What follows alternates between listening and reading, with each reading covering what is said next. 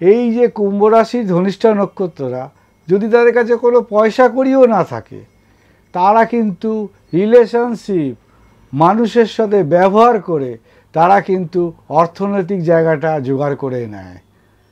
উদাহরণ হিসেবে বলছি, ধরুন এক ভদ্রলোক, তার দরকার 10,000, 10,000 টাকা দরকার। 10,000 টাকা দিয়ে সে ছোট্ট একটা ব্যবসা করবে।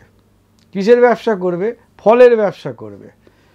এবার সে কিন্তু তার বন্ধুবান্ধবের কাছ থেকে চেয়ে চিনতে 5,000 টাকা, এবং যার কাছ থেকে নেবে তার কাছ থেকেও 5,000 টাকা ডিউ রেখে দিল, দিয়ে এবার ব্যবসায় বসে পড়ল।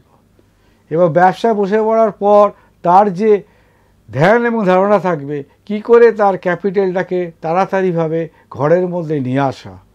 এবার যখনই এসে গেল, সে পরের দিনকে গিয়ে তার বন্ধু অথবা কেউ যদি ব্যাংক থেকে নেয় বা অন্য কোনো জায়গা থেকে নেয়, সেখানে পৌঁছে দেওয়া। এই যে তার ডিউটি, এই জন্যে তাদের ক্ষেত্রে অর্থনৈতিক উন্নতি প্রচুর।